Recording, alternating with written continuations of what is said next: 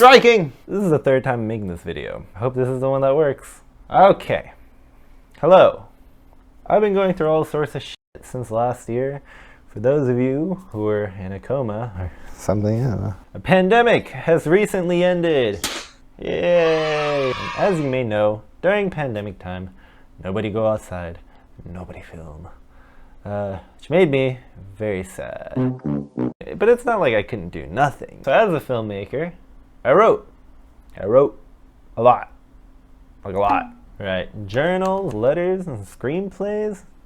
That's just how I coped in the dark quarantine. We don't need to talk about that. But before I was able to become a master of the prose, I did encounter one problem on my writing journey. My keyboard. I would show you, but I literally don't have it anymore. I threw it out as soon as I could. This thing was bad. To its defense, it was like 9 years old. I don't think I cleaned it once. There's a lot of things I hated about it. It was clunky. It was really loud. But I think the thing that annoyed me the most was that it'd do that thing where if you press the button once, it would be typed twice. As you could have guessed by where this ramble is going in the title of this video, I'm going to be talking about my mechanical keyboard obsession. Here it is. Anyways, you might be saying, Tommy, that's not a hobby. That's just a thing that you buy at Best Buy. And to that, I'd say, you're wrong. And I feel sorry. Cue montage.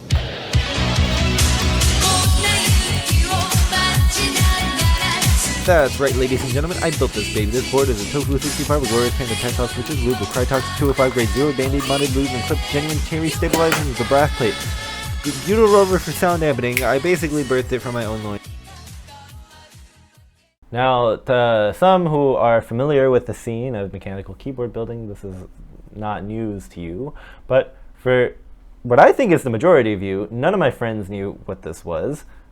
Let me explain. There's this whole community of nerds that congregate online who are all obsessed with building mechanical keyboards. And let me tell you, man, this gets expensive. What? It's so much money.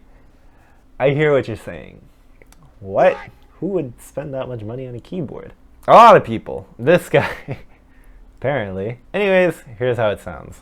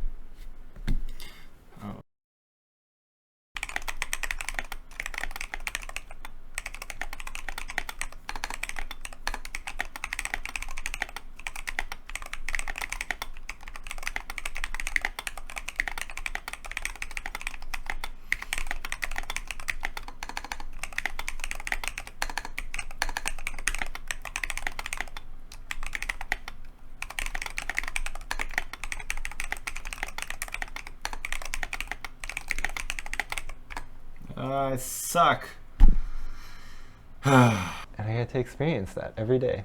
Why am I making this video? I mean, at this point, I've already shown you the keyboard. I've already showed you how I built the keyboard. I showed you where you could learn more about the keyboard. I even showed you how it sounds. This isn't an instructional video, so I kept thinking about it. I think part of the reason why this video wasn't working for me for a while was that I didn't really know what I wanted to say. And it's not even that like I just wanted to share this weird thing that I picked up in quarantine. I feel like oddly enough, I learned some weird life lesson from all of this. Before I really got into it, before I even considered the idea of spending hundreds of dollars on a thing that types, I was incredibly dismissive of it. At the time, I was just looking for like $100 keyboard that, you know, would be less terrible than the one that I had. As I was researching, I found out all these like very like interesting things that you can customize. It just wouldn't leave my brain. And so I was on this quest for a while to find the perfect keyboard that I could buy. And what I quickly came to realize was that the keyboard that met my specifications exactly didn't exist. If I really wanted the thing that I wanted, what the fuck am I saying? If I really were to get the keyboard that I wanted, I'd probably have to build it. And yeah, it definitely was a lot more expensive than settling. I think I learned something about myself, though. I also learned how to solder. I forgot to put that part in there, but that was also a pretty cool thing to pick up. Just wanted to slide that in there. Okay, bye. It's that, like, I am an extremely specific person. Nothing really quite hit me as hard as this hobby did.